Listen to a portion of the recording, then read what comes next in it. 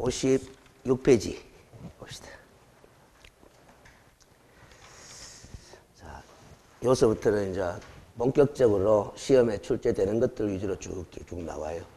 자, 56페이지에 보면은 이번에 등록 신청의 제한이라고 되어 있는데 앞 시간에도 한번 들어봤을 거예요. 양갈로 1번에 보면은 공인중개사 또는 법인이 아닌 자는 중개사무소 개설 등록을 신청할 수 없다 이렇죠.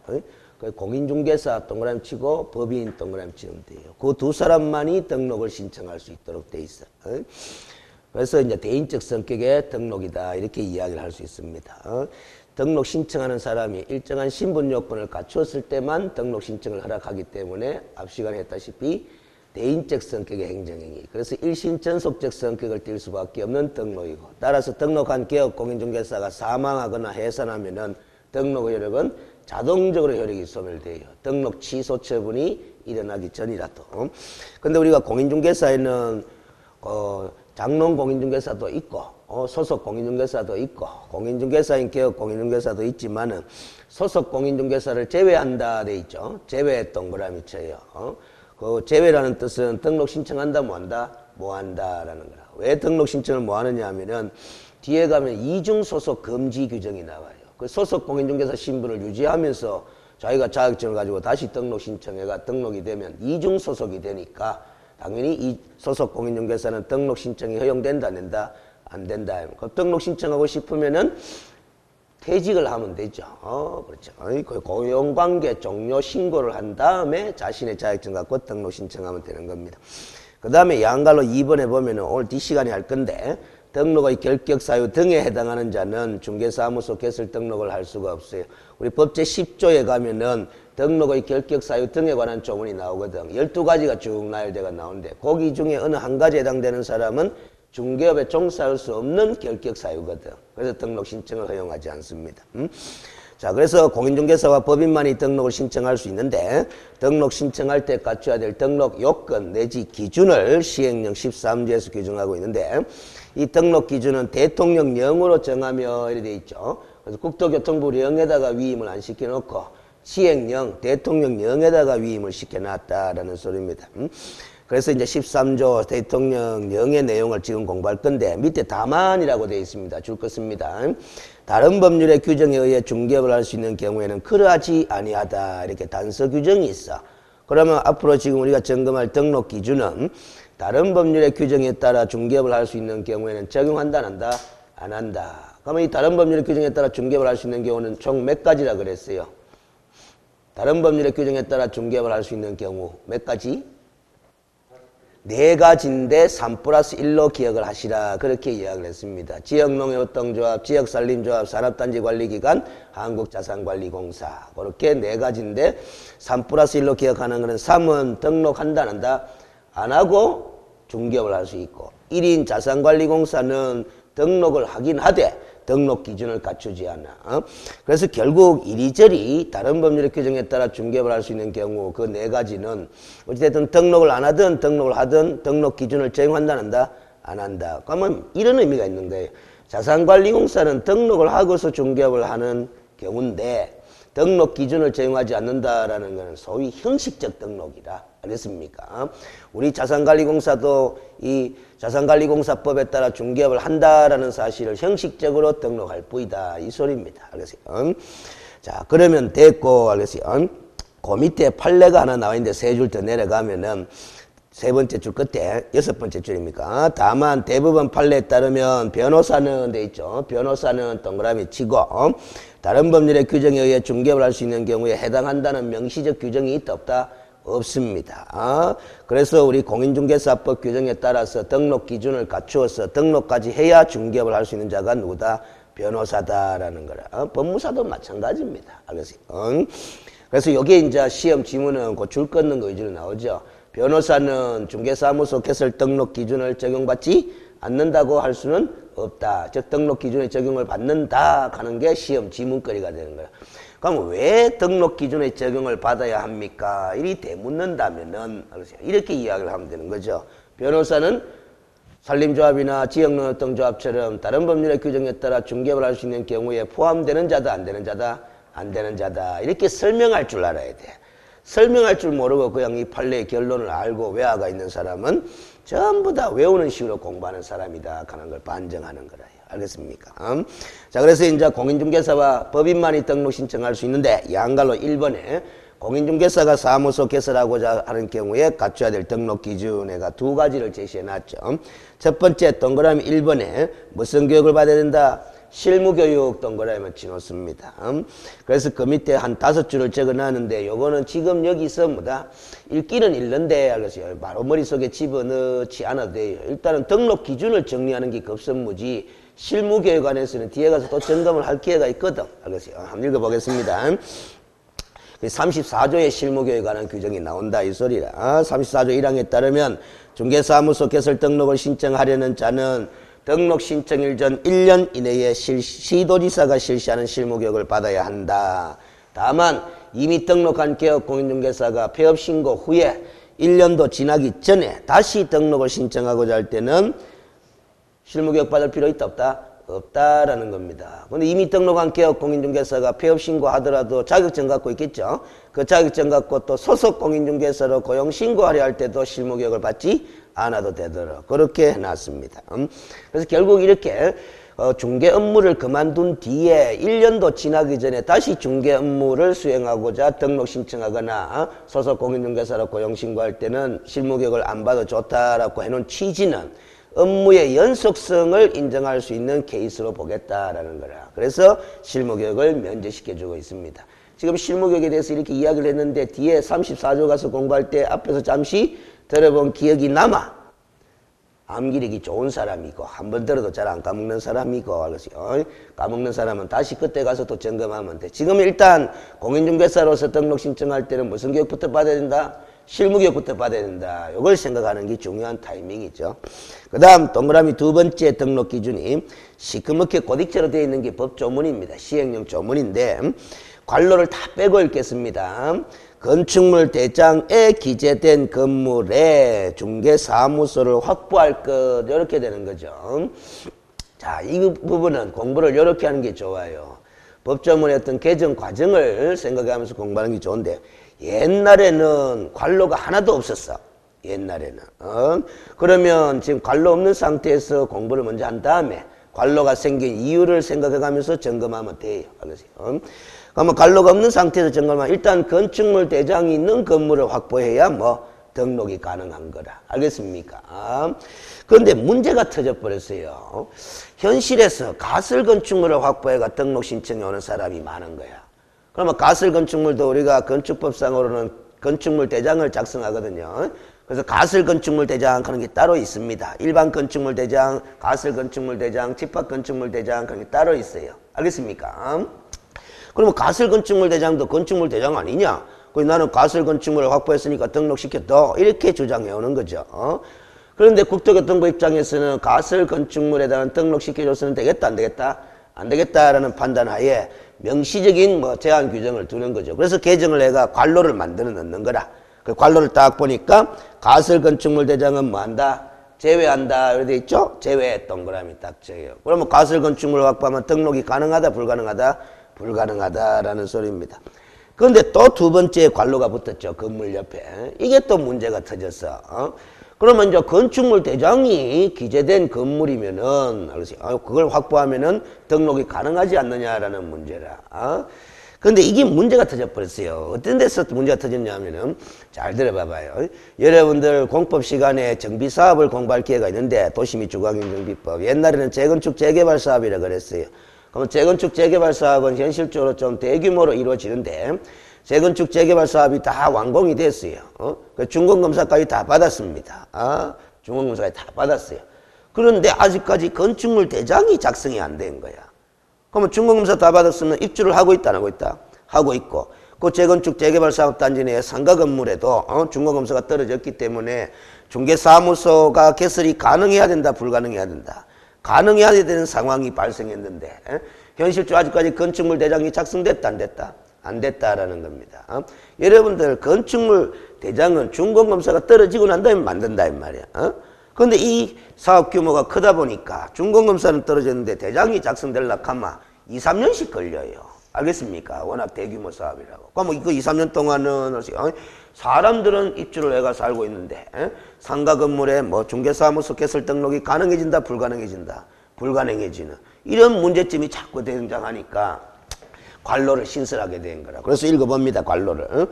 준공검사, 준공인가, 사용승인, 사용검사 하는 단어는 법마다 용어를 달리 쓸 뿐이지 뜻은 똑같은 거야. 알겠어요? 검사 등을 받은 건물로서 건축물 대장에 기재되기 전에 건물을 뭐한다? 포함한다 돼 있죠. 포함 동그라미 칩니다. 그러니까 포함이 되니까 이제 준공검사만 받은 건물이라면 대장이 기재되기 전에 건물이라도 등록이 가능해졌다, 불가능해졌다? 가능해졌다. 이런 논리가 됩니다. 알겠습니까? 그 다음에 또 문제가 터졌어요. 확보할 것이 나왔잖아. 그럼 이 확보라는 단어의 의미를 어떻게 볼 것이냐라고 다툼이 자꾸 생기는 거야. 반드시 자기 소유의 건물을 확보해야 되느냐? 그렇지는 않지 않느냐라는 거야. 그래서 그걸 명확하게 하기 위해서 관로를 또 갖다 붙였어. 어떻게?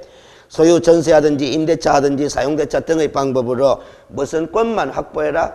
사용권 확보. 그걸 동그라미 딱 칩니다. 이렇게 해서 알겠어요. 이 규정이 지금 현재 시행되고 있는 거라. 이렇게 법의 개정 과정을 갖다가 제가 여러분들 설명을 해드렸으니까 이런 질문을 할 필요가 없게 되는데도 제가 개정 과정을 설명하는 취지를 모르고 그냥 외우다 보면 또 질문해 뭐 아이고 저는 길거리 가다 보니까 가설 건축물에다가 중개사무소 오픈해가 영업하는 사람 많이 봤는데요. 그건 우회된 겁니까? 이리 묻는 거라. 알겠습니까? 현재도 많아요. 많은데 지금 가설 건축물 대장은 등록이 된다 안 된다? 안 되잖아. 근데 왜 하고 있느냐? 이런 질문을 많이 한다 이 말이지. 왜 그렇겠어요? 개정. 그러니까 이 관로 규정이 신설되기 전에는 알겠어요? 가설 건축물에도 중개업이 가능했다, 불가능했다? 가능했다라는 겁니다. 그때 허가 시절이었거든.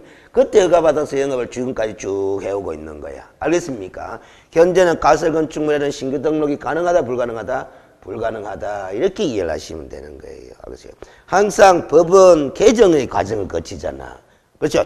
현행법에 안 맞는 상황이 있는데 과거 법령에는 맞을 수 있다, 없다? 있다. 그렇게 이해하시면은 뭐다? 우리가 보는 현상을 이해 다 할 수 있는 거라. 알겠습니까?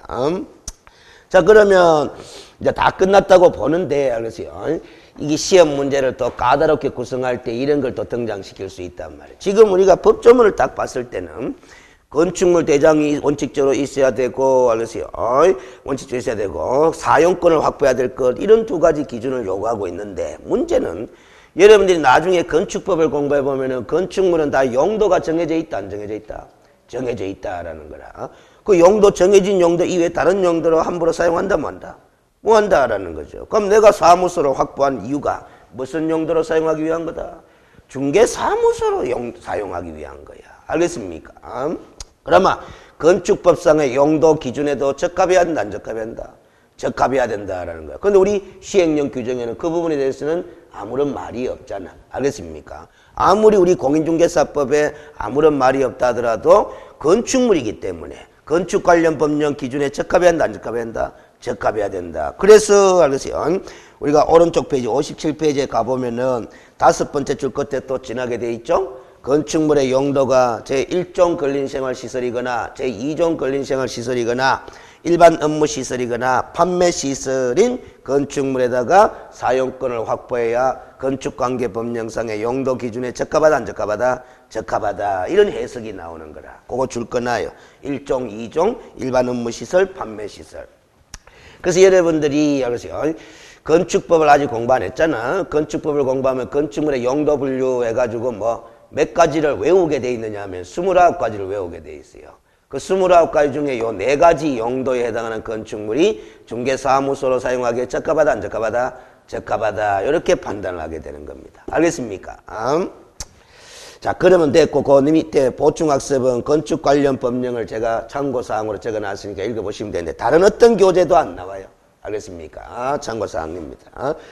그 다음에 밑에 또한 해놨는데 아까 확보의 의미죠. 사용권 확보를 의미하는 것이기 때문에 반드시 등록 신청자의 명의로 소유하는 건물일 필요도 없고 등록 신청자 명의로 임대차 계약을 체결해야 될 필요도 없다라는 겁니다. 타인 명의로 임차한 건물이라도 임차인과 등록 신청자 간에 별도의 무슨 계약이 있으면 사용 계약이 있으면은 등록 신청인은 사용권을 확보한 거다, 안 한 거다? 확보한 거다라고 이렇게 볼 수가 있는 거라. 그래서 이 법이 이런 상황으로 해석이 되기 때문에 현실에서 이런 묘한 상황이 발생합니다. 잘 들어봐봐요. 알겠습니까?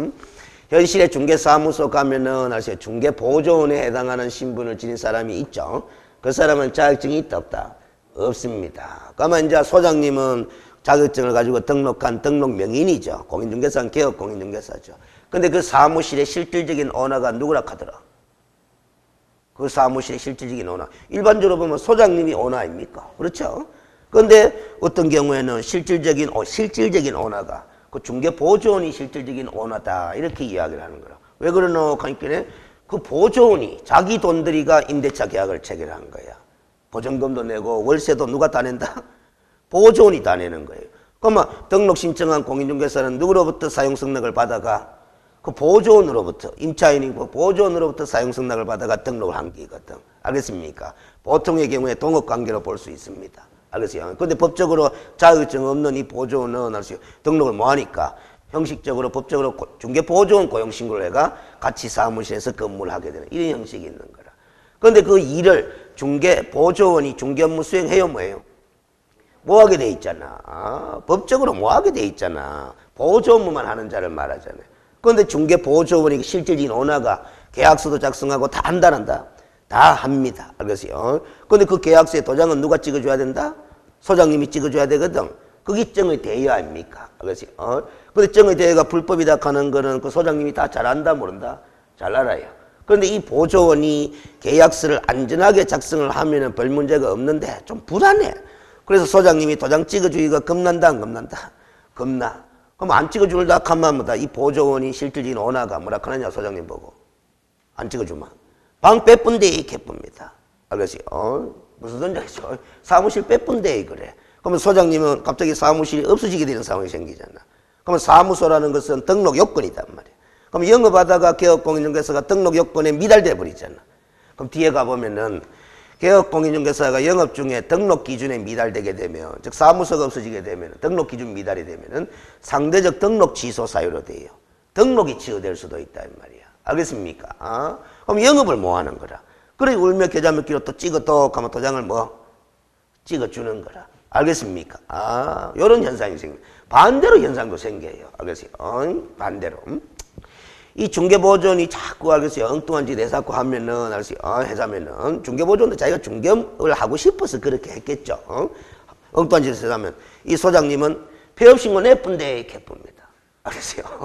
폐업신고 내뿌리면은 이 중개보조원은 또 다른 사무실 찾아야 되는 이런 어려운 상황이 발생하는 거라.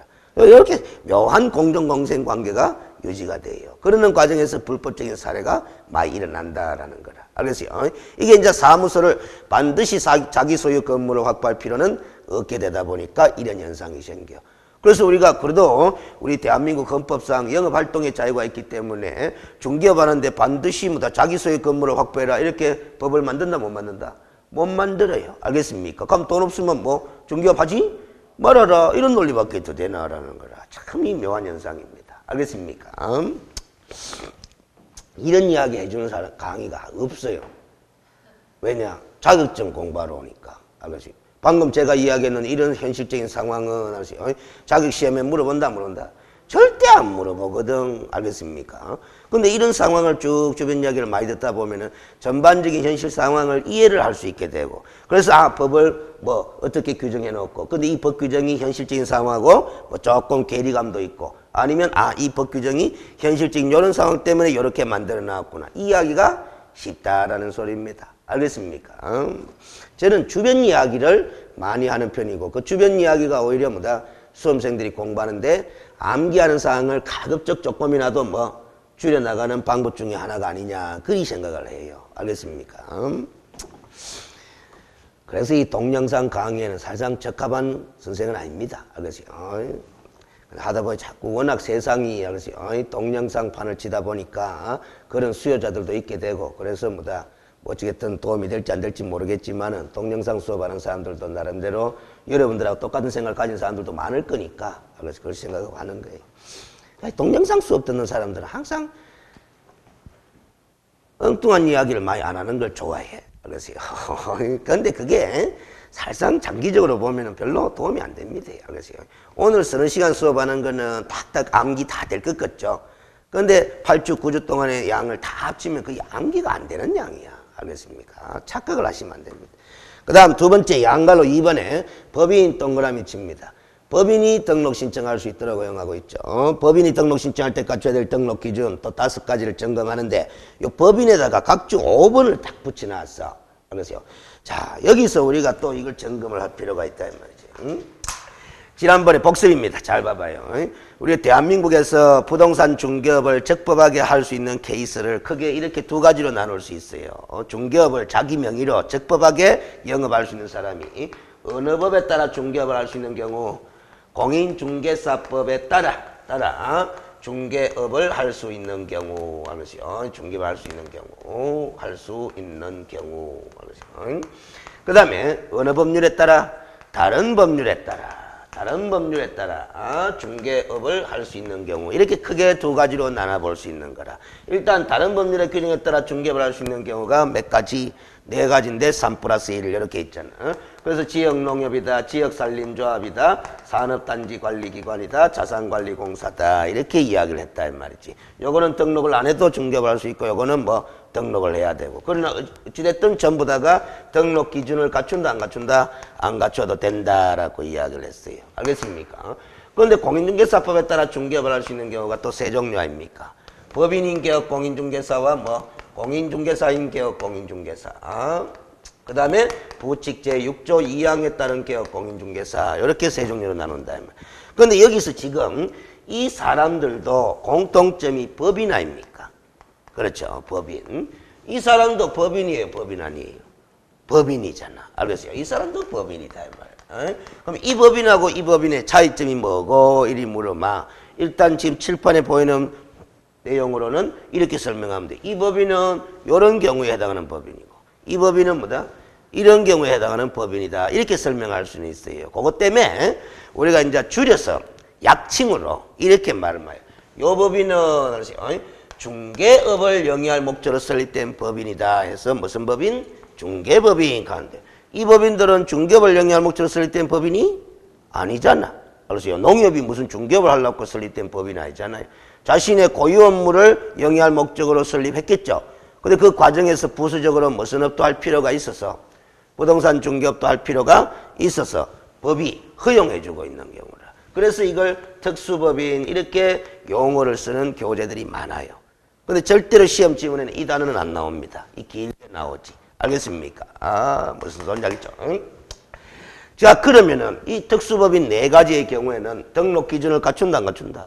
안 갖춰도 된다라고 아까 줄 거였잖아. 그러면 여기서 말하는 양갈로 2번 법인이 중개사무소 개설하고자 하는 경우 갖춰야 될 등록 기준. 이 법인은 어느 법인을 말하는 거다? 중개법인을 말하는 거라. 중개법인을. 그래서 그 각주 5번을 읽어봐요.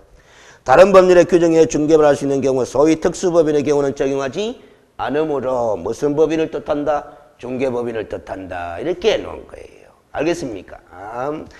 이 단어를 가지고도 복습을 또 하면 됐잖아. 다른 법률의 규정에 따라 중개업을 할 수 있는 경우는 등록 기준을 적용하지 않는다라는 거. 다시 한번 복습한 기다 말이야. 알겠습니까? 그런 거. 그래서 동그라미 1번에 보면 상법상 회사 동그라미 지놓고 제가 고딕처들은 다 법 전문입니다. 협동조합 기본법 제2조 1호에 따른 협동조합인데 협동조합 동그라미 치놓고 자본금이 5천만 원 이상일 것 요리 되어 있습니다. 그 상법상 회사법인으로 설립해도 좋겠고 협동조합으로 설립해도 좋겠다라는 거예요. 다만 자본금은 얼마 이상으로 설립해라? 5천만 원 이상으로 설립해라 라는 거죠.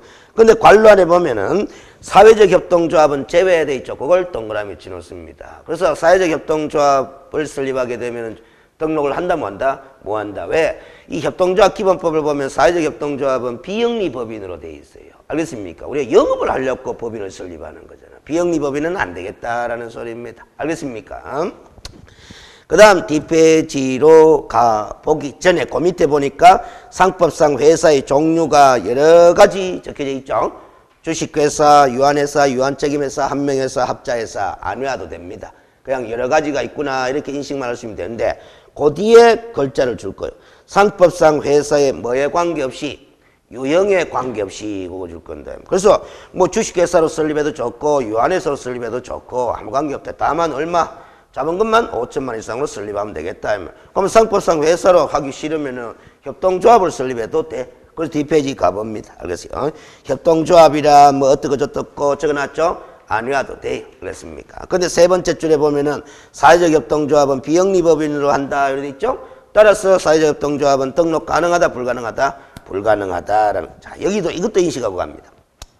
우리가 협동조합이라고 명칭, 조합이라고 돼 있지만은 실체는 법인입니다. 법인으로 설립하게 돼 있다라는 소리예요. 알겠습니까? 여러분들 나중에 부동산 공법 시간에 정비 사업 공부하면 정비조합 하는 것도 공부하는데 그것도 명칭은 조합 돼 있지만은 그 법을 보면은 실제는 뭐로 설립하게 돼 있다? 법인으로 설립하게 돼 있습니다. 알겠습니까? 자, 그러면 됐고. 협동조합에 관해서는 뭐 상법상 유한책임회사에 관한 규정을 준용한다 이런 건 몰라줬습니다. 자, 동그라미 2번에 두 번째 등록 요건을 공부해야 되는데 줄 거겠습니다. 고딕제 14조에 규정된 업무만 그걸 줄 거였습니다. 14조에 규정된 업무만 영위할 목적으로 설립된 법인이라 돼. 자, 그럼 일단은 14조에 규정된 업무가 뭔지 14조를 찾아봐야 되는데 여러분이 법전이 없잖아. 없어서 네모박스 안에 미리 소개를 좀 해놨어요. 알겠어요? 요건 뒤에 14조 가서 다시 상세히 동그라미 칠 겁니다. 일단은 참고사항으로 보시면 돼. 근데 이거 보기 전에 이 생각부터 가져야 됩니다. 지난번에도 이야기했지만 자연인하고 법인의 차이점을 제가 한 두 가지 정도 이야기를 했는데 자연인은 태어날 때 목적이 있다 없다? 없다 이 말이에요. 그러나 법인은 설립할 때 뭐를 가지고 설립한다? 목적을 가지고 설립한다. 그러면 이 상법상 회사 법인이든 협동조합 법인이든 설립할 때 설립 목적이 몇 조에 규정된 업무만 영위할 목적으로 14조에 규정된 업무만 영위할 목적으로 설립을 해야 되겠다라는 소리입니다. 그러면 네모박스 그 14조를 보겠습니다. 1항을 보면 1호부터 5호까지 5가지를 적어놨어요. 무슨 소리냐 있죠? 이 5가지는 뒤에 가서 외우시면 되는 거고 지금은 이런 거 있구나 이렇게 보면 돼. 그럼 2항을 또 봐봐요. 2항은 개업공인중개사는 민사집행법, 경매 및 국세징수법 그 밖의 법령에 의한 공매 대상 부동산에 대한 권리분석 및 취득의 활성과 매수신청, 입찰신청에 대리를 할 수 있다. 이렇게 돼 있죠? 그러면은 요 2항에 따라서 길게 나와 있는 이 업무를 이렇게 일단은 줄여서 생각합니다. 경공매 업무 이렇게 줄여서 생각합니다. 그러면 1항에서 5가지 업무를 적어놓고 2항은 경공매 업무죠. 맞죠? 그러면 5 플러스 1 이렇게 됩니다. 맞죠? 5 플러스 1 합치면 몇 가지입니까? 6가지죠. 네모박스 위로 올라갑니다.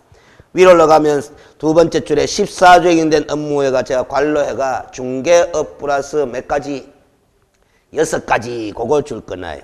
중개업 플러스 6가지인데 6 옆에 관로회가 제가 뭐라고 적어놨다? 5 플러스 1이라고 적어놨어요. 그 이유가 다 있습니다. 허용되며 이 외의 업무가 목적에 포함되면 등록을 한다 뭐 한다? 뭐 한다. 그래서 법인의 설립 목적에 중개업 플러스 몇 가지 범인에서 6가지 범인에서 설립 목적이 포함이 돼야 등록이 가능하지. 이 6가지 이외에 다른 업무가 만약에 설립 목적에 명시가 되면은 등록을 한다 뭐 한다? 뭐 한다. 이렇게 보시면 돼요. 알겠습니까? 그러면 봐봐요. 제가 한번 물어보겠습니다. 여러분들이 법인에 대해서 경험치가 좀 많이 부족하거든. 알겠어요? 근데 법인에 대해서는 상법에서 우리가 공부를 해야 되는 상법이 시험 출제 범위가 아니까 그것도 공부할 수도 없어. 그래서 조금 주변 이야기로 이해도를 높이기 위해서 이야기합니다. 법인은 항상 설립 목적을 가지고 설립이 되게 돼 있다. 그럼 그 설립 목적이 뭐냐? 이 법인의 설립 목적이 뭐냐? 하는 거는 무슨 서류를 보면 알아요. 무슨 서류를 보면. 자, 일단 이렇게 됩니다. 법인 등기사항 증명서를 보면 알 수 있다라는 거야. 소위 법인 등기부를 보면은 이 법인의 설립 목적이 뭔지 알 수 있다 없다? 있다. 이렇게 일하시면 돼요. 그 이전에는 법인을 설립하는 절차상으로는 정관이라는 걸 만들게 돼 있어요.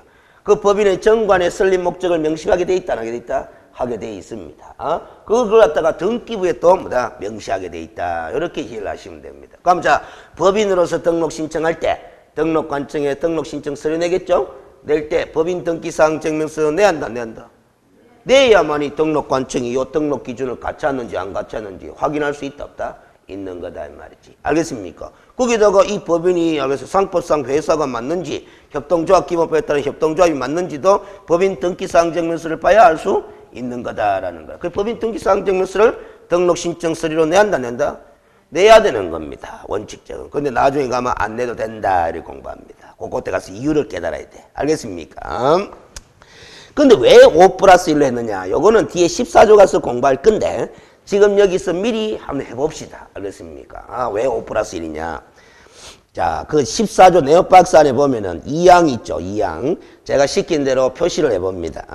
개업공인중개사는 민사집행법에 의한 경매라고 돼 있지? 경매 동그라미 치고 국세징수법 그 밖의 법령에 의한 공매 대상, 공매 동그라미 치고 시킨 대로 표시를 딱 해요.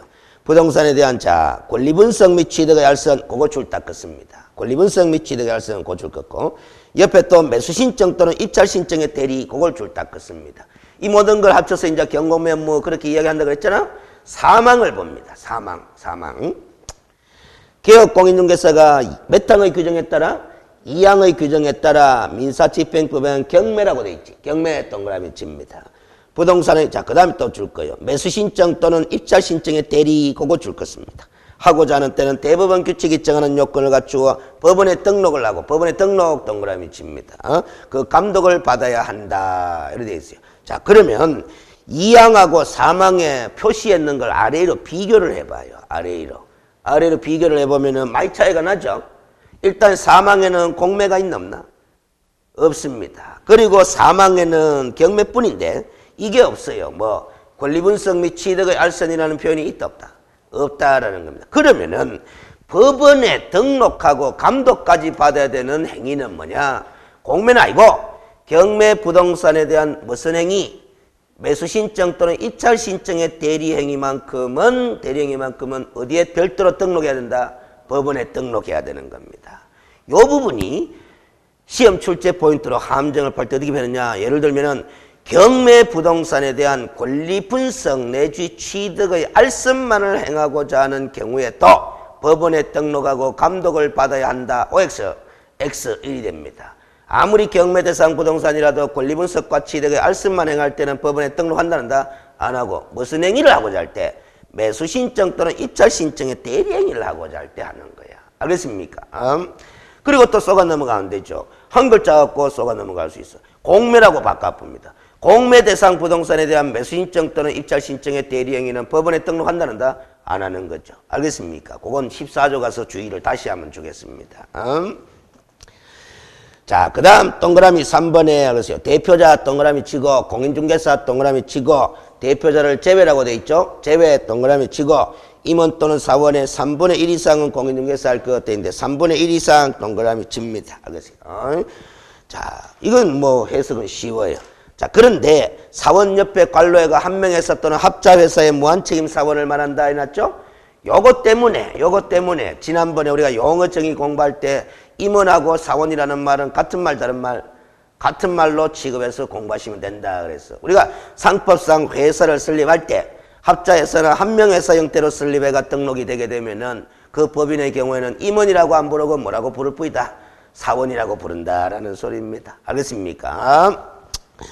그래서 사원과 임원은 같은 말 그렇게 생각하시라 그랬어요. 자, 그러면 됐고 그랬어요. 오른쪽 페이지로 갑니다. 네 번째 등록 기준. 사원 또는 임원 전원이라고 돼 있죠. 전원 동그라미를 칩니다. 자, 그리고 두 번째 줄 것때 실무교육 동그라미 칩니다. 그 분사무소 책임자 하는 거는 지금 볼 필요가 없어요. 그 뒤에 가면은 법인인 개업 공인중개사의 경우는 주사무소 이외에 별도로 분사무소를 설치할 수 있거든. 그 분사무소 설치 요건으로 책임자를 반드시 돼야 되는데 그 책임자는 반드시 뭐다? 실무교육을 받을 것 이렇게 돼 있습니다. 알겠어요? 그래서 그거는 그때 가서 분사무소 설치 요건으로 활용하시면 되는 거니까 지금 주사무소 개설 등록할 때 갖춰야 될 요건은 누가 실무교육을 받아야 된다? 사원 또는 임원 전원이 실무교육을 받아야 된다라는 거라. 알겠습니까? 전원입니까? 3분의 1 이상입니까? 전원입니다. 아까 봤던 3분의 1 이상하고 또 헷갈리면 안 돼요. 공인중개사 요건이 3분의 1 이상이고 실무교육 요건은 전원이다라는 겁니다. 알겠습니까? 자, 그러면 됐고 동그라미 5번으로 갑니다. 건축물 대장에 기재된 건물의 중개사무소를 확보할 것 저리 돼 있죠? 땡땡 옆에를 봐봐요. 줄 것입니다. 공인중개사의 중개사무소 개설 등록 기준과 동일한 해석 기준이 적용된다 해놨잖아. 동일한. 그 말은 알 수 있어요. 법인으로 사무소 확보한다고 해가지고 다른 요구하는 요건들이 있다 없다? 없다. 마찬가지 건축물 대장에 기재된 건물의 중개사무소의 사용권을 확보하기만 하면 돼요. 자, 시험 지문. 법인으로 사무소 개설 등록 신청할 때는 일정 면적 이상의 사무소를 확보해야 한다. OX, X 다음에 면적에 대한 요구 요건 있다 없다? 없다라는 소리입니다. 법인으로 설립한다고 뭐 좀 사무실 크게 확보해야 된다. 그런 요건 있다 없다? 없다라는 소리입니다. 경험치계 함정을 거는 방법입니다. 주의하셔야 되죠. 자, 이게 공인중개사와 법인의 등록 기준이라요. 공부 다 됐는데 이제 기억력이잖아. 자, 봐봐요. 내용이 어려운 게 없다 이 말이에요. 내용이. 그래서 이 복습을 내가 자꾸 기억을 뭐다 해야 되는 거라. 공인중개사로서 등록 신청할 때는 그 등록 신청하는 공인중개사가 무슨 교육 받아야 된다? 실무 교육 받아야 된다. 사무소 확보해야 된다. 해야 된다. 법인으로서 사무소 개설 등록 신청할 때는 그 법인은 상법상 회사이거나 협동조합이어야 한다 이 말이지. 그리고 자본금 5천만 이상이어야 된다. 그리고 법제 14조에 규정된 업무만, 즉 중개업 플러스 6가지 업무만 영위할 목적으로 설립된 법인이어야 되고, 대표자는 반드시 공인중개사라야 되고, 그래서 대표자를 제외한 나머지 사원 또는 임원의 3분의 1 이상이 공인중개사라야 되고, 대표자, 사원 또는 임원 전원이 무슨 교육 받는다? 실무 교육 받아야 되고, 마찬가지 공인중개사로 등록 신청할 때와 마찬가지로 중개사무소를 확보할 거. 이런 식으로 쫙 머릿속에서 정리가 돼야 돼.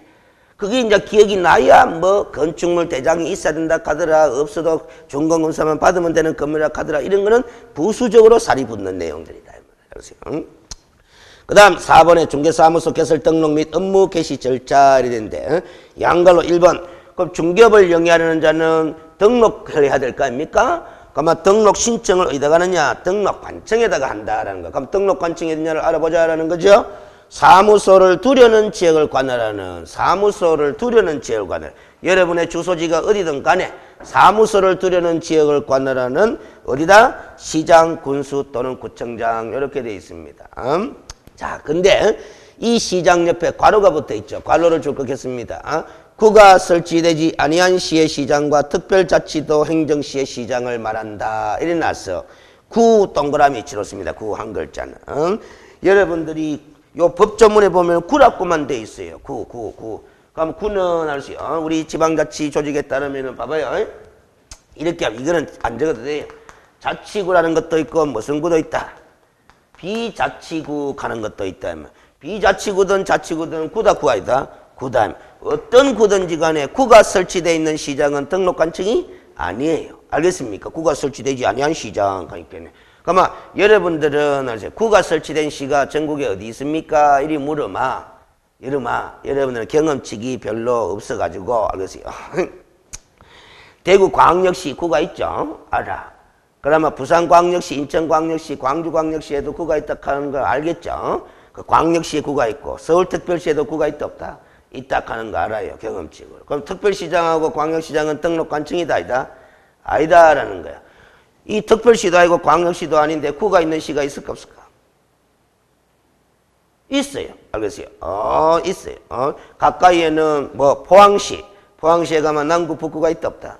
있습니다. 그러면 포항시장은 광역시장도 아니잖아. 그래도 구가 있어요. 알겠어요? 그 구는 비자치구입니다.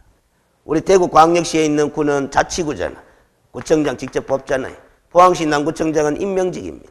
알겠습니까? 어찌됐든 구는 구 아이가 이 말이에요. 그럼 포항시장은 등록관청이다 아니다? 아니다라는 논리가 나와요. 알겠습니까? 무슨 자겠지? 그래서 그렇다고 우리가 포항시에 구가 있니 없니 외울 필요 없습니다. 알겠어요? 대한민국에 포항시 같은 시들이 많아요. 인구 50만 이상의 시들이. 그래서 비자치구가 설치된 시들이 많아요. 알겠어요? 그래서 가까이는 포항시, 전라도 가면 전주시, 올라가면서 보면 청주시. 알겠어요? 그 다음에 경기도에 좀 많죠. 수원시, 고양시, 그 다음에 뭐 부천시, 광명시, 용인시 많아요. 그걸 여러분들이 부동산 공법 시간에는 인구 50만 이상의 시로서 광역시도 아닌데 인구 50만 이상의 시를 무슨 시? 대도시라 그럽니다. 대도시 시장이라 그래. 알겠습니까? 공법에서는 중요합니다. 알겠어요? 이 과목에서는 별로 안 중요하지만 공법에서는 대도시 시장은 누구하고 맞다이 놓느냐 하면은 맞먹느냐 하면은 광역시장, 특별시장하고 맞먹어요. 권한이. 알겠습니까? 무슨 소리인지 알겠죠? 권한이 맞먹는다 이 말이지. 예를 들어서 대구 광역시장이 건축 허가권을 행사할 사안이 있어. 알겠어요? 허가 규모가 건축물의 규모가 21층 이상의 고층 건축물을 갖다가 대구광역시 지으려고 하면은 북구의 지도 북구청장이 건축허가권자가 아닙니다. 대구광역시장이 허가권자입니다. 알겠습니까? 규모가 커서. 그런데 이 21층 이상의 건축물을 갖다가 포항시에다 지으려고 그래. 그러면 남구청장, 북구청장이 뭐다? 허가권자가 아닙니다. 포항시장이 건축허가권자예요. 봐봐요. 똑같은 21층 이상의 건축물을 짓는데 대구시에 지으면 대구시장이 허가권자는 포항시에 지으면 누가 허가권자다? 경상북도 도지사가 아니에요. 알겠습니까? 포항시장. 그러니까 허가권이 동등한 권한을 행사하고 있다. 맞다입니다. 이런 대도시 시장들이 그래요. 알겠습니까? 그러면 대도시 시장들도 다 구가 있다 없다? 구가 있기 때문에 우리 공인중개사법상으로는 등록관청이다 아니다? 아니다라는 소리야. 알겠습니까? 그렇게 이해하고 계시면 됩니다. 근데 이 옛날에 제가 기억으로는 공인중개사 자격시험 2회 시험에 그때 당시에는 등록제가 아니고 허가제였습니다. 그 다음 중 허가관청이 아닌 자는 찾아내라 하는 질문 문제가 나왔어요. 알겠어요? 그래서 답이 전주시장을 답으로 만들어 놨더라고. 왜? 전주시에는 뭐가 있으니까? 비자치구가 있습니다. 알겠습니까? 구가 설치된 시장이니까 허가관청이다 아니다? 아니다 하면서 답을 냈어요. 그거 물어보면은 지금 물어보면 문제 출제 어렵니다. 알겠습니까? 내용이 틀렸다는 것이 아니라 전국적으로 동일한 시험을 치는 이 중개사 자격 시험에 어느 지역 명칭을 거론해가 그 지역에 식구가 있는지 없는지를 판단해라 하는 것은 불공평한 출제가 돼요. 전주시에서 응시하는 사람은 안 외워도 전주시에 구가 있다 하는 거 알지만 대구시에서 응시하는 사람은 전주시에 구가 있다 하는 걸 별도로 뭐 외워야 문제를 맞추는 거라. 누구는 외워도 되고 누구는 안 외워도 되고 알겠습니까? 그런 문제 내면 안 되는 거라. 알겠습니까? 그게 옛날 시험이 그래요. 알겠습니까? 그래서 지금은 기준만 물어보는 게야. 구가 설치되지 아니한 시장이 등록관청이다. 그런 그 기준을 물어보는 거다. 알겠습니까? 특별자치도의 행정시장 하는 건 잘 아시죠? 제주도지사의 행정시가 2명 아니십니까? 서귀포시장하고 제주시장이 등록관청이지 제주도지사는 등록관청이 아니다. 그 소리. 알겠습니까? 근데 여기에 세종특별자치시가 빠졌죠? 관계없어요. 세종특별자치시에는 알았어요. 구가 있다 없다? 없습니다. 그러면 구가 설치 안 된 시장이니까 누가 등록관청이 된다? 세종시장이 등록관청이 되는 거라. 알겠습니까? 여러분들이 자격증 따가지고 세종시로 이사가 거기서 영업해봐요. 응? 세종시청에 가가 등록 신청하는 거다 이 말이야. 알겠습니까? 그 다음 이 한글로 이번에 등록 신청 서류 해놨는데 관로 안에 봐봐요. 공인중개사로서 등록 신청할 때와 법인으로서 등록 신청할 때 제출 서류가 같을 거다 다를 거다? 다릅니다. 왜 다르겠습니까? 왜 다르겠습니까? 거머리가 안 돌아간다라는 소리지. 알겠습니까? 이 거머리가 안 돌아가는 거는 머리가 나빠서 그런 게 아니고 IQ가 나빠서 그런 게 아니고 공부를 이때까지 많이 안 해봐서 그래. 그래서 머리가 경직돼가 그렇다 이 말이지. 알겠습니까? 녹슬었다라는 말이 맞지. 알겠습니까? IQ가 나쁜 게 아니라. 알겠어요? 조금 전에 우리가 등록 기준을 점검했다 안 했다? 했잖아. 등록 기준이 같았어요? 달랐어요? 달랐지. 등록 기준이 달랐으니까 신청 서류도 당연히 뭐 달라야 되는 거는 지극히 상식적인 결과 아니겠습니까? 알겠습니까? 갖춰야 되는 요건이 다른데 어떻게 해서 제출하는 서류가 똑같겠느냐라는 소리야. 알겠어요? 그래서 이거 시험 문제 낼 때 이것 때문에 주의하라고 적어놓은 거죠. 법인으로 등록 신청할 때 제출 서류 다 바르게 골라라. 공인중개사로서 등록 신청할 때 제출 서류 다 묶어라. 이렇게 구별해서 낼 수 있거든. 알겠어요? 자, 그래서 알겠어요? 이것도 줄 거 넣고 갑니다. 등록 신청 서류를 제출하는 방법으로 등록 신청하는데 세 번째 줄 끝에 보면 줄 거예요. 당해 지방자치단체 조례가 정하는 바에 따라 뭐를 납부? 수수료를 납부합니다. 그럼 중개사무소 개설 등록 신청할 때는 수수료 내야 한다, 낸다? 내야 된다. 얼마를 내야 된다? 또 얼마 하니까 2만 원인가 3만 원인가 만 원인가 또 이 금액 생각해서 안 제가 분명히 했잖아요. 법을 물을 때는 기준을 묻는다. 기준. 현실을 묻는 게 아니라 기준을 물어요. 그러면 수수료 금액을 정하는 기준이 뭐로 돼 있노? 당해 지방자치단체 조례가 정하는 바에 따라 이렇게 돼 있잖아. 그러면 당해 지방자치단체 조례가 정하는 금액을 낸다. 이렇게 답하면 되는 거라. 그러면 조례를 봐야 알지. 조례 뭐 안 보면 우리가 알 수 있어 없어? 없잖아요. 알겠습니까? 근데 볼 필요가 없죠? 왜? 당해 지방자치단체 조례가 다 서로 같다 다르다? 다를 게 있는데 그 볼 필요가 뭐 있어? 알겠습니까? 내가 내야 되는 수수료를 정하는 기준이 뭐다? 당해 지방자치단체 조례가 정한다 하는 이 기준을 중요시 여겨야 되는 거라. 알겠습니까? 그럼 이런 걸 이제 나중에 학원 선생님이 만든 예상 문제집 보면 어떻게 X로 만드느냐 이렇게 돼 있어요. 여러분들 조례하고 국토교통부령하고 같나 다르나? 다르잖아. 국토교통부령은 중앙정부의 법규범으로서 시행규칙이잖아. 그러면 국토교통부령이 정하는 바에 따라 수수료를 납부하여야 한다. X 이렇게 된다라는 소리입니다. 알겠습니까? 수수료 금액을 정하는 기준이 뭐냐라는 거죠. 국토교통부령이 아니다라는 소리입니다.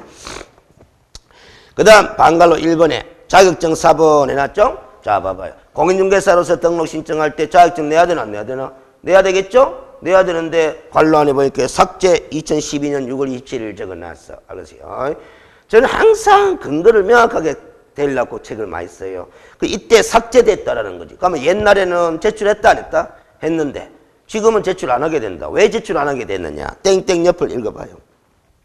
등록관청은 공인중개사 자격증을 발급한 시도지사에게 개설 등록을 하려는 자의 공인중개사 자격 확인을 뭐 한다? 요청해야 한다. 요청 동그라미 칩니다.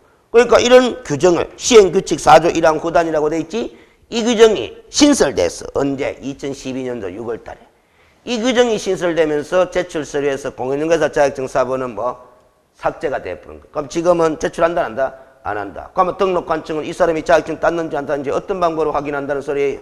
자격증을 발급한 시도지사에게 이 사람이 자격증 땄는지 안 땄는지 확인 요청을 하는 방법으로 확인을 하게 되는 거다. 알겠습니까? 그 다음 방갈로 2번 봐봐.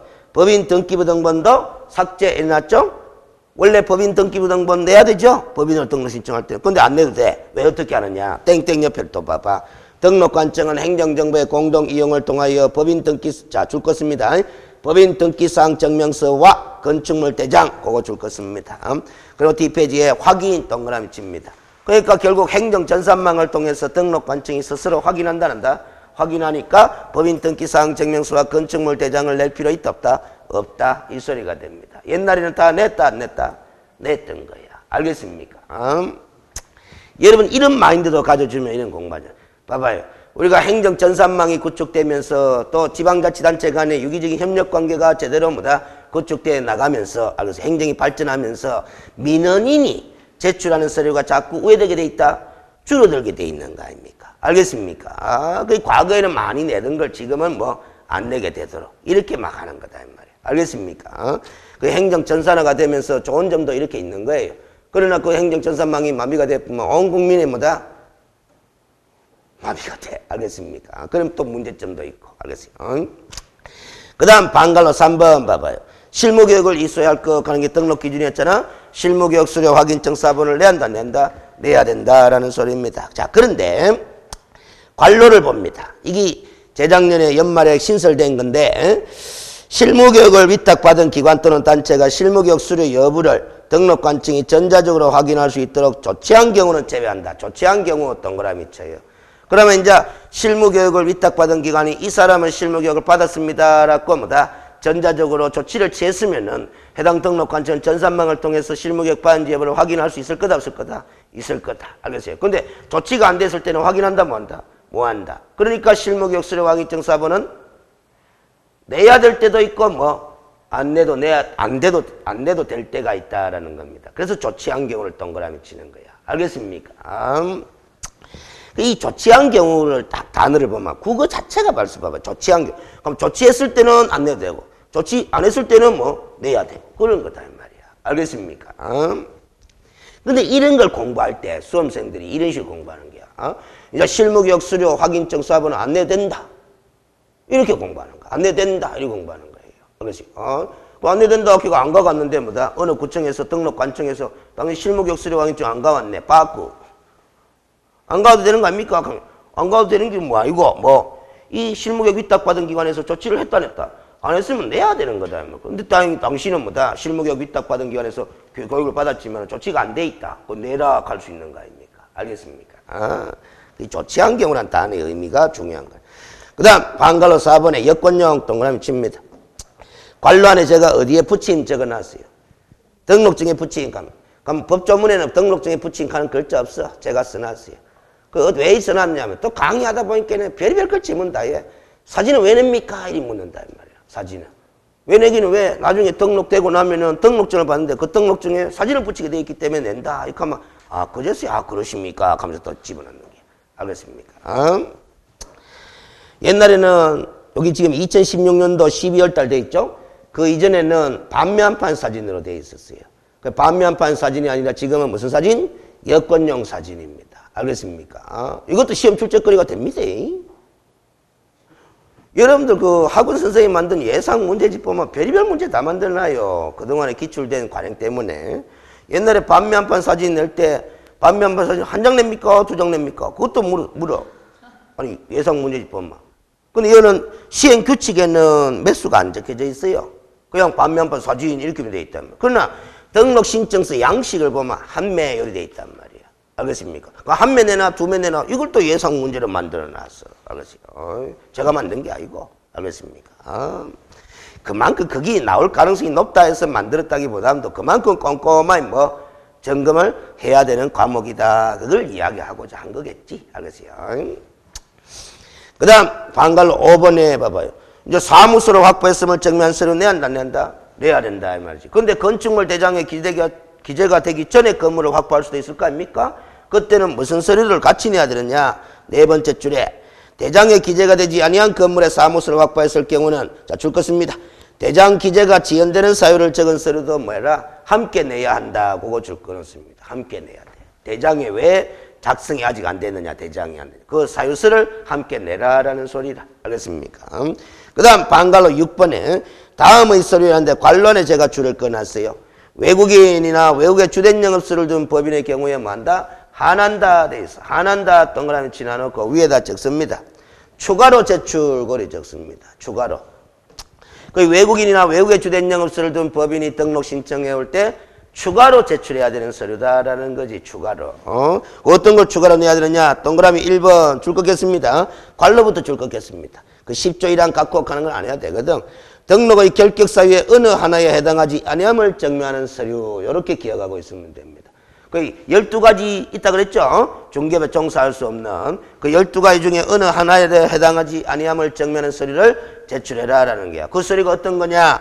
기억의 서류나 니은의 서류를 내라 이 소리인데 몰라도 좋아요. 알겠습니까? 그럼 뭐 아포스티어 협약 서류, 아포스티어 개념 제가 각주 처리가 참고하시라고 적어놨는데 궁금하면 읽어보고 궁금 안 하면 안 읽어봐도 돼. 절대 아포스티어가 뭐고 하는 거 안 물어봅니다. 알겠습니까? 어찌됐든 외국인이 등록 신청할 때는 결격 사유에 해당하지 아니함을 증명하는 서류를 추가로 제출해야 된다. 해야 된다. 이렇게 봐야 돼.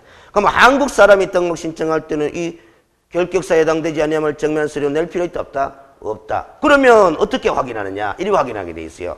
등록관청이 이 등록 신청한 한국 사람이 결격사에 해당되는지 안 되는지를 옛날 말로 따지면 본적지, 지금은 등록 기준지라고 이야기합니다. 알겠습니까? 가족관계 등록 제도로 바뀌면서 등록 기준지라고 그러는데 그 등록 기준지의 신원조회 과정을 통해서 확인을 하게 돼 있다라는 소리라. 그런데 외국인은 신원조회 한다 뭔다? 뭐하니까 네 스스로 그 결격사에 해당되지 아니함을 증명서를 만들어가 가와가 별도로 내라 이 소리야. 알겠습니까? 그 다음 동그라미 2번에 상법 614조 조문 숫자는 외울 필요 없고 영업소 등기 증명 그거 줄 거는 씁니다. 그러니까 외국 법인이 주사무소는 외국에 있는데 대한민국에 영업소를 설치해가 중개업을 하려고 하는 거야. 그럼 우리 상법에서는 외국 법인이 대한민국에 영업소를 설치하게 되면 그 영업소는 별도의 국내에서 등기하도록 돼 있거든. 알겠어요? 그 영업소 등기를 했음을 증명한 서류를 추가로 해라, 제출해라 이렇게 돼 있는 거다. 알겠습니까? 그러면 됐고 61페이지 양식을 가지고 복습을 좀 해봅니다. 제가 작년도까지 교재를 쓸 때는 페이지도 늘어나고 해가지고 이렇게 양식을 다 빼버리고 했는데 참고 삼아서 이해도를 높이기 위해서 양식을 다 집어넣어놨어요. 알겠어요? 자, 양식 갖고 복습도 합니다. 기억도 오래 갑니다. 이 양식 갖고 공부를 하면은. 알겠어요? 여러분들은 글에 익숙하다, 그림에 익숙하다. 그림에 익숙하다. 그림이 시험 시간에 딱 기억이 나가. 아, 그때 그 양식 받는 게 이렇지 하면서 머리 굴러갑니다. 자, 61페이지에 제목을 딱 봅니다. 개설 등록 신청서 하는 것도 있고, 뭣도 있고, 인장 등록 신고서 하는 것도 있습니다. 요거는 어떻게 쓰면 아주 설명 안 했는데, 우리가 중개사무소 개설 등록을 하고 나면은 업무 개시 전까지 중개에 사용할 인장을 등록해야 돼요. 알겠어요? 근데 이 인장 등록은 중개사무소 개설 등록부터 한 다음에 하는 게 원칙입니다. 그런데 이제 인장 등록을 하러 또 등록관청에 또 갈락하니까 번거로우니까 업무 개시 전까지만 하면 되지만은 중개사무소 개설 등록 신청할 때 인장 등록도 뭐 할 수 있도록 함께 할 수도 있도록 그렇게 돼 있어. 그럼 함께 하고자 하는 사람이라면 체크를 아래로 2개 하시면 되는 거다 이 말이지. 별도로 하고 싶은 사람은 뭐다 등록 신청서 칸에만 체크하면 되는 거고. 알겠습니까?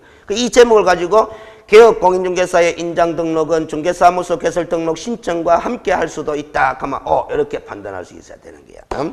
그 다음에 밑에 신청인 칸이 있죠? 신청인 칸에 보면은 전화번호 밑에 뭐라고 돼 있노? 공인중개사 자격증 발급 시도 이렇게 돼 있죠? 여기에 여러분들이 이제 등록 신청서를 작성하면 대구광역시 이렇게 적을 거다 이 말이야. 여기 대구광역시에 적히면 이 서류를 제출받은 등록관청은 이 사람은 뭐 대구광역시장이 자격증을 발급했는갑다. 그럼 대구광역시장한테 이 사람이 자격증 땄는지 안 땄는지 자격 확인을 요청한다는다 합니다. 그렇기 때문에 신청인이 무슨 증 사본을 안 내도 된다. 중개사 자격증 사본을 안 내도 되는 거야. 알겠습니까? 그 다음 밑에 개업공인중개사 종별이 법인하고 공인중개사 2칸만 돼 있죠. 부칙 제6조 2항에 따른 개업공인중개사는 있나 없나? 없어요. 왜 없을까?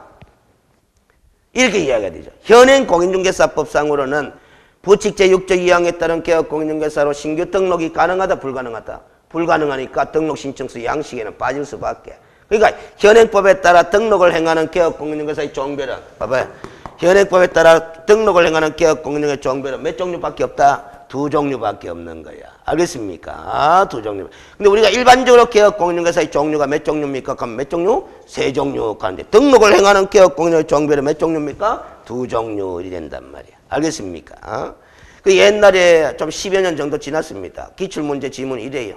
알겠어요? 등록을 행하는 개업공인중개사의 종별과 이론상 개업공인중개사의 종별은 구별된다. OX. 이래 되는 게. 등록을 행하는 개업과의 종별은 2 종류죠. 이론상 개업공인중개사 종별은 몇 종류? 3 종류. 구별되는 거죠. 그런데 그걸 또 많이 틀리는 거라. 왜 많이 틀립니까? 그때 당시에 공부할 때 수험생은 무조건 이 생각밖에 안 나. 개업공인중개사의 종류는 몇 종류? 3 종류. 이거밖에 생각 안 나거든. 알겠어요? 그러니까 뭘 물어보는지를 모르는 거예요. 문장을 읽고. 개업, 등록을 행하는 개업공인의 종별, 그럼 등록을 행하는 거 여기 좀 고민을 해봐야 될 거 아닌가 봐. 알겠어요? 그럼 2 종류다 하는 게 생각날 끼인데 그런 말을 수업 시간에 들어본 적이 있다 없다? 없으니까 그만 또 무슨 소리 하는지를 몰라가 판단을 못 한다 이 말이에요. 알겠습니까? 그 다음 밑에 장글씨가 많죠? 한번 봐봐. 신청인 제출 서류에가 2번에 여건용 사진에가 몇 매? 1매 안 적혀. 요 서식에는 1매 적혀있는데 시행규칙에는 몇 수는 안 적혀져 있어요. 알겠습니까? 어쨌든 한 장 가져가시면 돼. 그 다음 그 오른쪽에 보니까 수수료 하는 게 있나 없나? 있잖아. 무슨 금액? 시군구 조례로 정하는 금액 돼 있는데 아까 우리가 줄 걸 때는 당의 지방자치단체 조례로 정하는 금액 안 돼 있나? 알겠습니까? 그럼 그 당의 지방자치단체가 시도라요? 시군구라요? 시군구지 뭐 등록관청이 시군구청장이니까. 알겠습니까? 이걸 또 기출이 아니고 이제 예상문제 만들면서 시도 조례로 정하는 금액에 따라 수수료를 납부해야 한다 하면 X1이 되는 거야 또. 알겠어요? 예상문제 보면 이것도 있어요. 이것도 있어요. 자, 포항시로 갑니다. 포항시. 포항시 안에 남구 북구가 있다 그랬지? 그러면 등록관청이 어디입니까? 포항시장입니까? 구청장입니까? 에이, 구청장이 등록관청이지. 구가 설치되지 아니한 시장이 등록관청이라 그랬잖아. 그럼 포항시장은 구가 설치되어 있으니까 등록관청이 아니고 누가? 구청장이 등록관청. 자, 여기다 등록 신청합니다. 그럼 수수료 내나 안 내나? 내잖아. 당의 지방자치단체 조례가 정하는 금액의 수수료를 내잖아. 당의 지방자치단체가 어디예요? 남구가. 남구가 무슨 비자치구인데. 그래서 제가 설명한 거잖아. 남구에는 조례가 없어요. 비자치구라서. 알겠습니까? 북구에는 조례가 없어요. 그러면 남구 북구가 속해 있는 지방자치단체가 어디고? 포항시. 포항시 조례가 정하는 수수료 내는 거야. 북구에 등록 신청할 때도 포항시 조례가 정하는 수수료를 내는 거야. 알겠습니까? 이것도 예상 문제를 막 만들어 놨다고. 알겠어요? 별의별 걸. 알겠어요? 그럼 봐봐요. 대구시에, 대구광역시 남구 북구가 있다. 진짜 있죠? 그러면 대구광역시 북구에다 등록 신청을 해요. 그러면 수수료 내야 되잖아? 등록 관청이 어디입니까? 북구청이죠? 그러면 당의 지방자치단체는 어디예요? 북구예요, 북구. 북구는 자치구야. 알았어요? 북구 조례가 정하는 금액의 수수료를 내는 거다, 이 말이. 대구 광역시 조례가 정하는 게 아니고. 알겠습니까? 아, 그런 게 됩니다. 저런 거 생각도 못 하잖아요. 그래서 저런 걸 또 생각지도 못하고 제가 지적도 안 해주고 했는데 재수 없이 이 운인 거지. 재수 없이. 중요한 내용도 아닌데 사실은 재수 없이 5분 시험에 턱 나와봐. 그럼 여러분들 들은 바도 없고 뭐다 생각한 바도 없기 때문에 뭐다 어려워지는 거예요. 근데 이런 걸 한번 들어두면 어려운 게 아니야 이거는. 알겠지? 그런 겁니다. 그래서 우리가 자격시험 대비를 강의할 때 알겠지? 주로 자주 출제되는 거 중요한 주제 위주로 강의를 하는 건 맞습니다. 맞는데 알겠지? 이 과목은 무슨 득점? 고득점을 거의 필수적으로 해야 되는 과목이거든. 알겠지? 그러면은 골고루 다 해야 되는 거라. 설명도 들어보고 여러분들도 골고루 생각도 해보고 알겠지? 그래야 되는 거예요. 알겠습니까? 명심하셔야 됩니다. 알겠지? 참 제가 안타까운 게 이 과목을 23년 강의하면서 안타까운 게 알겠어요. 1차는 합격했어 수험생이. 2차에 알겠어요. 공법이 있잖아 시험 과목. 그 다음에 이게 중개 실무 과목이잖아. 그 다음에 공시세법이 있잖아요. 자 공법 알겠어요. 50점 맞았어요. 성공했나 안 했나? 이거 원래 80점 목표로 공부하는 거잖아요. 요거 60점 목표로. 그러면 50, 80, 60 하면 뭐 합격이잖아요. 공부 성공한 거죠. 그러면 요거 또 실무를 70점만 하면 그래도 합격이죠. 그런데 요걸 68.5 맞았어. 실무를. 그러면 공법 50점 맞췄어. 요거 68.5 맞았어. 요거 1점 맞췄어. 합격이 불합격이? 불합격이죠. 이렇게 불합격한 사람이 나와가 뭐라 하느냐 하면은 공법 때문에 떨어졌다 소리 안 합니다. 뭐 때문에 떨어졌다 한다? 이 과목 때문에 떨어졌다 합니다. 그 중에 제일 많이 맞춰놓고는. 그러니까 욕심은 이 과목은 뭐 고득점 해야 되는데 이렇게 놔놓고 알겠어요? 실제로는 뭐다 고득점을 할 수 있도록 공부를 한다 안 한다? 안 하는 거야. 나올 것만 가르쳐주 있어. 찝어주 있어. 이렇게 생각합니다. 알겠어요? 무슨 소리인지 알겠어요? 공법은 변동이 없잖아요. 50점에서. 공법 때문에 떨어졌다 하는 사람이 없어. 그런데 공법이 50점 밑으로 떨어지잖아. 4점 맞기나 이러잖아. 알겠어요? 과락은 면했잖아. 그래서 이러면 이제 이 사람은 공법 때문에 떨어졌다 이를 이야기합니다. 알겠어요? 그 말은 결국 부동산 공법은 40문제 중에 20문제 이상 반타작 이상 하기가 쉽지 않다라는 거야. 여러분들의 공부 시간이나 공부 패턴으로 보면은. 알겠어요? 효자 과목이라 하잖아요. 효자가 가만히 놔둔다고 효자가 되나? 효자답게 교육을 시켜야 되나? 효자답게 교육을 시켜야 되는데 가만히 놔두고 효자 되기를 원하는 게 알겠어요? 이게 문제. 그 다음 밑에 담당 공무원 확인사항 봐봐요. 담당 공무원 법인 등기사항 증명서 건축물 대장 이렇게 돼 있잖아. 그래서 아까 봐봐요. 법인 등기사항 증명서와 건축물 대장은 등록관청이 행정정보의 공동 이용을 통해서 스스로 확인한다. 그랬죠? 그래서 이렇게 서식도 이렇게 만들어 놨잖아. 그래서 됐고 뒤로 갑니다. 양가로 3번에 등록 처분 및 통지 해놨습니다. 등록 신청 받은 날로부터 등록관청은 며칠 이내 7일 이내에 동그라미 치고 다음의 종별에 따라 구분 동그라미 치고 등록을 하고 등록 신청인에게 서면으로 통지 동그라미 칩니다. 종별에 따라 구분하여 등록한다 하는데 종별이 뒤에 몇 종류라요? 2종류밖에 없잖아. 1번, 2번. 그렇죠? 부칙 제6조 2항에 따른 개업공인중개사는 없는 이유 아까 설명했죠? 서면으로 통지합니다. 알겠어요? 그래서 민원 처리 기한은 며칠이다? 7일입니다. 7일. 알겠어요? 그 다음 양갈로 4번에 반갈로 1번 등록증의 교부 해놨는데 당연히 등록을 했으면은 국토교통부령이 정하는 바에 따라 등록증을 교부해야 되는데 그 국토교통부령을 보면 다만 어떻게 되느냐? 줄 긋겠습니다. 세 번째 줄 끝에 보정을 설정하는지 여부를 확인한 후 등록증을 지체 없이 교부 그거 줄 것입니다. 그러면 이제 이 문장을 이렇게 이해해야 돼요. 보정 설정을 안 하면은 등록증 받을 수 있다 없다? 없다라는 겁니다. 그 다음 또 한 가지 아셔야 되는 게 등록을 한 자가 보정 설정인지 여부를 확인한 후 이런 말을 써놨잖아. 그러면 중개사무소 개설 등록 신청하기 전에 보정 설정부터 하는 게 아니고 등록이 이루어지고 난 다음에 뭘 하는 거다? 보정 설정을 하는 거다. 절차상. 알겠습니까? 그렇게 이해를 하셔야 돼요. 그 다음, 그리고 등록증을 교부하는 때는 등록대장에 그 등록한 사항을 기록하는 등록증을 교부하라 그랬죠? 등록대장이라는 게 있는 뭐라. 자, 그래서 세 번째 줄에 부동산 중개사무소 등록대장은 가는 주어 동그라미 치놓습니다. 중개사무소 등록대장은 동그라미 칩니다. 옆에 읽겠습니다. 전자적 처리가 불가능한 특별한 사유가 없으면 전자적 처리가 가능한 방법으로 작성 관리해야 한다. 규칙 제5조 항률이 돼 있죠? 자, 지금은 중개사무소 개설 등록대장이라는 게 나왔습니다. 앞으로 공부 진도 나가면 대장이 2번 더 나옵니다. 그래서 우리 공인중개사 법령 범위에서는 대장이 3번 나와요. 첫 번째는 이미 지나갔어. 공인중개사 자격증 교부대장 하는 게 있고, 지금 두 번째가 뭐 중개사무소 개설 등록대장이라는 게 있고, 더 진도 나가면 거래정보사업자 지정대장 하는 게 있어. 그래서 이 대장이 3번 나올 때마다 다 전자적 처리가 불가능한 특별한 사유가 없으면 전자적 처리가 가능한 방법으로 작성 관리해야 한다. 그런 똑같은 내용의 조문을 두고 있습니다. 알겠습니까?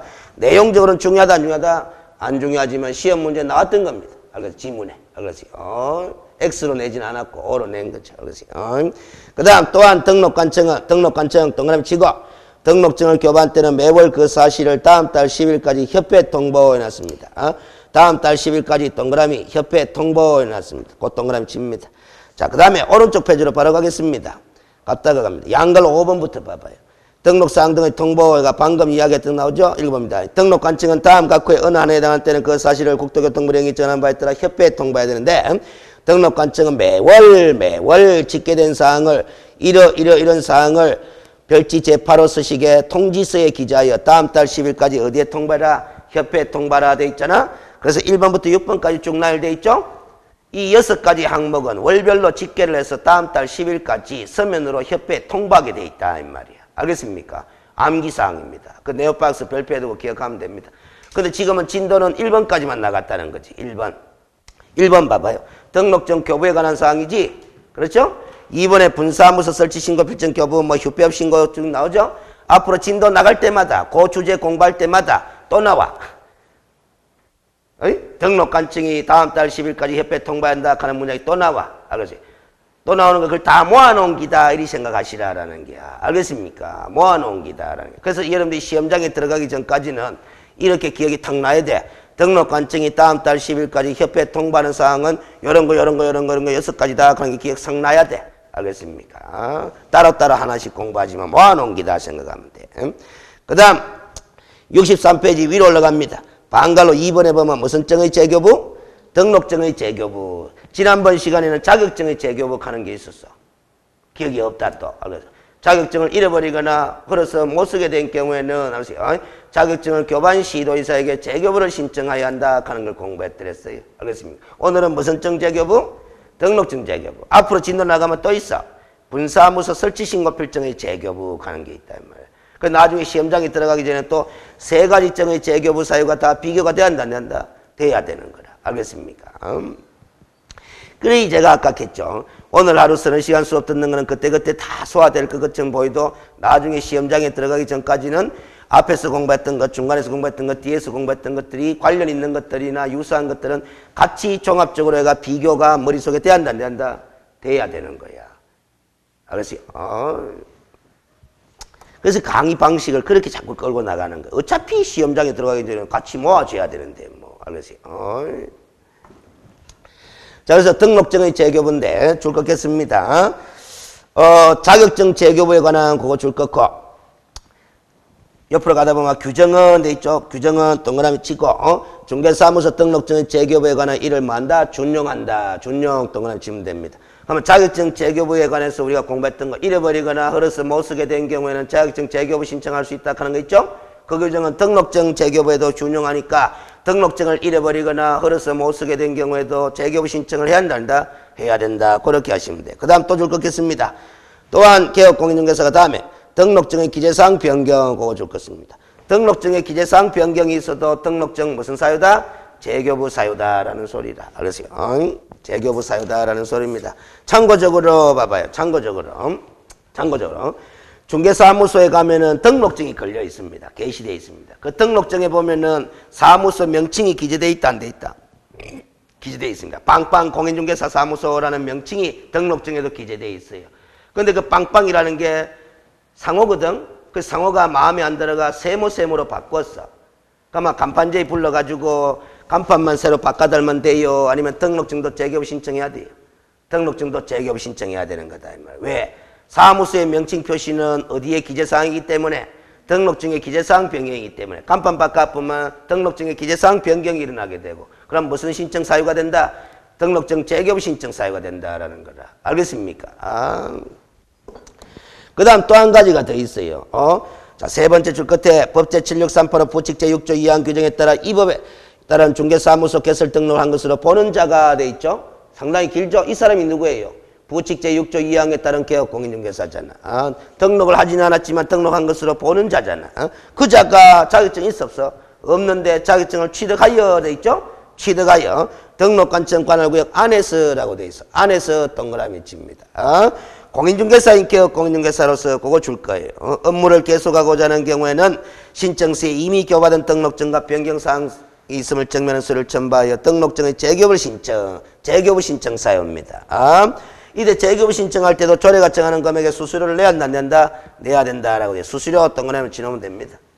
이것도 다 모아오면은 수수료 내는 경우가 6가지 된다 그랬어. 자, 칠판 또 봅니다. 이거는 설명을 이해한데 시험에 자주 등장하는 사례입니다. 부칙 제6조 2항에 따른 개업 공인중개사, 제6조 2항에 따른 개업 공인중개사가 자격증을 취득했겠죠? 취득하면은 간판 바꿔달고 싶다, 안 바꿔달고 싶다? 바꿔달고 싶다 이 말이지. 공인중개사인 개업 공인중개사로 종별을 변경하고 싶은 거 아닙니까? 알겠어요? 그런데 어디에서? 안에서라고 돼 있다. 등록관청 관할구역 안에서라고. 어떻게 종별 바꾸느냐?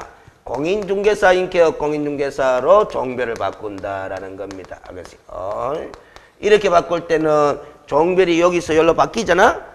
바뀌는데도 등록증 무슨 신청만 하면 좋을까? 재개업 신청하면 되겠다라는 겁니다. 그런데 포인트가 여기고 여기라. 잘 봐봐요. 사례로 설명해야 또 여러분들이 알아들어. 하도 글읽기 연습이 안 돼가 이 말 뜻을 못 알아들어. 요 대구시 북구에서 영업을 하고 있는 이 사람이 등록관청이 어딥니까? 북구청장 아닙니까? 그렇죠? 근데 이 사람이 자격증을 땄어요, 이번에. 근데 안에서라요. 그러면 어디 안에서? 북구 안에서. 대구광역시 북구 안에서. 요렇게 바꾸는 거야. 그러면 북구청에다가 무슨 신청만 하면 된다? 등록증 재개업 신청만 하면 되는 거라. 알겠습니까? 자, 근데 잘 봐요. 이 사람이, 북구에 있는 이 사람이 자격증을 취득한 김에, 보면 남구로 가보자, 이 말이지. 남구. 알겠습니까? 그러면 안이가 바뀌잖아요. 바뀌어서 이렇게 종별 병행을 하려고 하는 거야. 그러면 남구청에 가가지고 다시 등록 신청해야 한다? 해야 된다라는 겁니다. 신규 등록 절차를 밟아야 되는 거다. 무슨 소리인지 알겠어요? 또 이 사람이 북구에 있는 이 사람이 자격증 취득가 남구를 안 갑니다. 여전히 아닙니다. 북구 아닙니다. 아닌데 지가 법인을 설립했습니다. 자격증 땄으니까 지가 법인의 대표자가 될 수 있다 없다? 있습니다. 대표자는 공인중개사에 의하면 어디 있죠? 법인 설립가 법인인 개업 공인중개사로 종별을 변경하고자 해. 그러면 이 케이스가 아니잖아? 이 경우도 무슨 절차 밟아야 된다? 북구에다가 신규 등록 절차를 밟아야 돼. 알겠습니까? 아무리 아니라도 이렇게 종별 변경할 때는. 알겠습니까? 그러니까 등록증 재교부 신청하는 요 케이스 빼고는 종별 변경은 무조건 무슨 절차 밟아야 된다? 신규 등록 절차를 밟아야 된다. 이렇게 기억을 하셔야 됩니다. 알겠습니까? 자, 근데 여기서 알겠어요?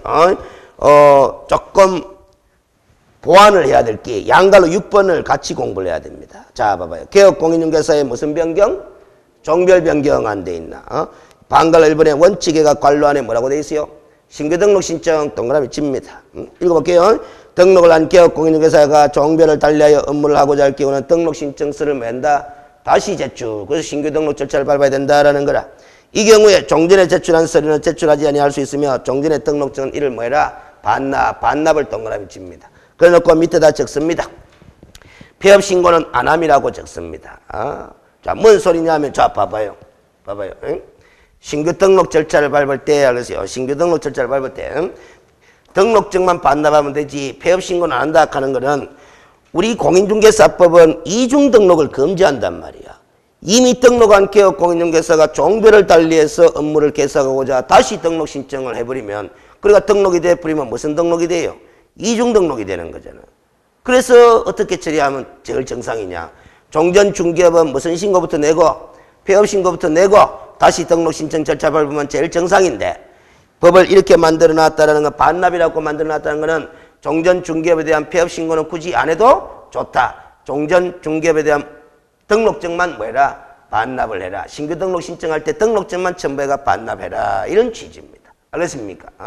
이 반납을 폐업 신고의 의미로 뭐다? 받아주겠다. 이런 뜻이 되는 거죠. 알겠습니까? 근데 이제 종전 중개업에 대한 폐업 신고를 하느냐 안 하느냐 그거 물어본다 이 말이야. 안 한다 이 말이야. 그럼 뒷페이지 봐봐요. 이렇게 신규 등록 신청할 때도 당연히 뭐다? 당의 지방자치나 조례가 정하는 바에 대해 수수료를 납부해야 되는 거죠. 하지만 중개업에 대해 따로의 폐업 신고를 할 필요는 없으며 신규 등록 신청 시 실무교육을 받지 않아도 됩니다. 왜? 실무교육을 받지 않아도 되는 것은 폐업 신고 냈나 안 냈나? 안 냈죠. 업무의 연속성이 있기 때문에 다시 실무교육을 받을 필요는 없다. 신규 등록 절차 밟을 때. 알겠어요? 그 다음에 반갈로 2번에 예외라고 돼 있죠? 별표입니다. 관로 안에 뭐라고 돼 있어요? 등록증 재개부 신청. 그러면 아까 공부했나 안 했나? 그거 했지 뭐. 했는 게 또 나와. 읽어볼까요? 부칙 제763% 부칙 제6조 2항의 규정에 따라 이 법에 따른 중개사무소 개설 등록을 한 것으로 보는 자가 자격을 취득하여 그 등록 관청의 관할구역 안에서 공인중개사인 개업 공인중개사로 업무를 계속하고자 하는 경우에는 이미 교부받은 등록증과 변경사항을 증명하는 서류를 첨부하여 등록증의 재개부를 신청해야 되고 이 등록증 재개부 신청 시에도 당의 지방자치단 조례에 정하는 수수료를 납부해야 된다. 아까 다 나왔던 거가 안 나왔던 거가? 나왔던 거죠. 왜? 아까 왜 나왔느냐? 아까 등록증 재교부를 공부할 때 이게 재교부 신청 사유니까 같이 나올 수밖에. 알겠습니까? 그러나 이 케이스도 종별 변경은 맞아요 안 맞아요? 맞죠? 그러니까 종별 변경에서도 또 다르고 재교부에서도 또 다르고 그래 되는 거야. 알겠어요? 그러니까 우리가 이 머릿속에 이렇게 마인드가 정리돼야 되는 거야.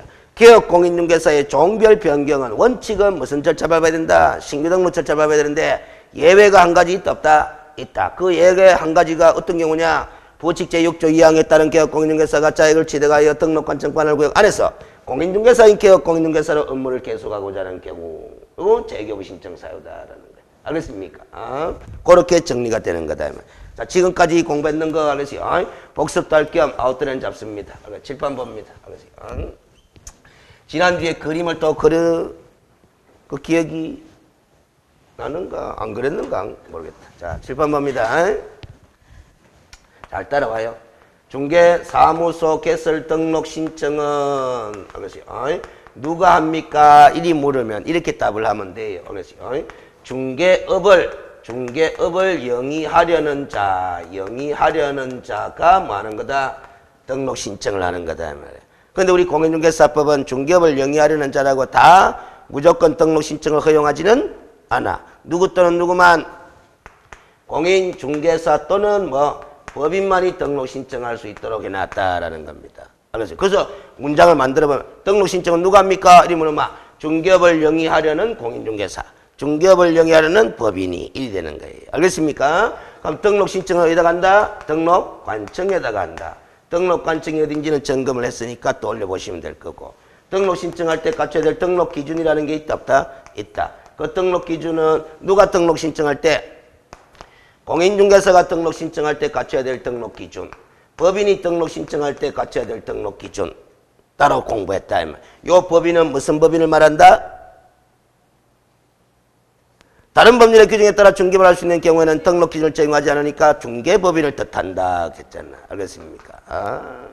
그러면 이 등록 기준을 갖췄음을 증명하는 서류를 내야 한다, 안 내야 한다?